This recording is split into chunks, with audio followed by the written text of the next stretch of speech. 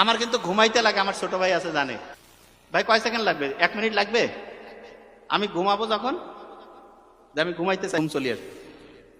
আমার বন্ধুরা কয় এর যে ফির কি ঘুম রে বাবা, খালি সাথে সাথে ঘুমাবে কেন? টাইম লস করবো আমি, কারণ আমাকে তাড়াতাড়ি ঘুমাইতে হবে, তাড়াতাড়ি উঠতে হবে, টাইম লসের কোনো টাইম নেই। তা আমি আমার বন্ধুদেরকে বলতাম নো ইমোশন নো টেনশন। কোনো ইমোশন আচ্ছা, হ্যাঁ ইমোশন আবার কি? আমার আম্মা যেমন আমার কাকে তুই কি রোবট নাকি, আমার আম্মা কিন্তু কয় তুই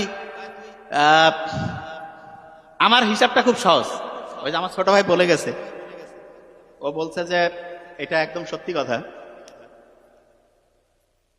ফ্যামিলিতে হচ্ছে যে এই শাশুড়ি যারা হয়, আমি তো মা ভক্ত বেশি আর কি, হ্যাঁ,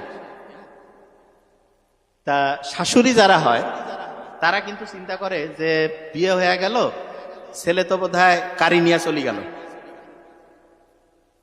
আর বউদের যেটা, সেটা চিন্তা করে যে না, এটা কন্ট্রোল করতে হবে, হাতের মুঠার মধ্যে নিতে হবে। না শোনেন, পড়াশোনা শেষ হয় না, এলে উঠতেছে বছর বছর। আচ্ছা বলি আগে প্রত্যেকে, হ্যাঁ না সমস্যা নেই, বলি আগে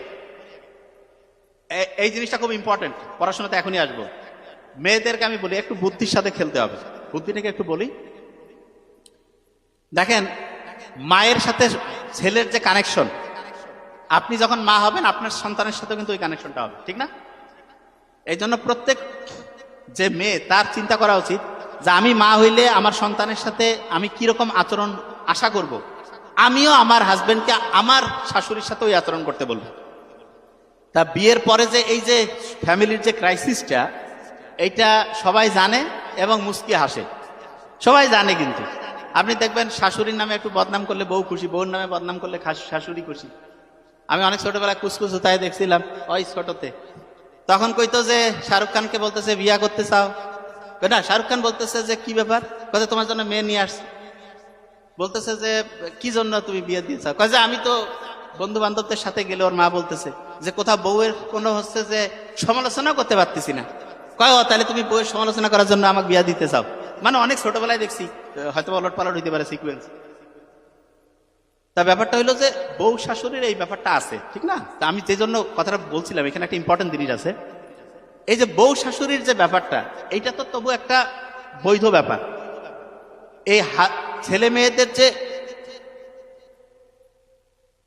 শরীয়ত ধর্মীয় দৃষ্টিকোণের বাইরের যে সম্পর্ক, এই সম্পর্কটার মধ্যে যদি বরকত থাকতো, রহমত থাকতো, আল্লাহ আমাদের ভালো চায় না? আল্লাহ তাহলে নিজে কইতো যে ঠিক আছে, পড়াশোনা সময় একটু হচ্ছে যে স্টাডি পার্টনার, গ্রুপ পার্টনার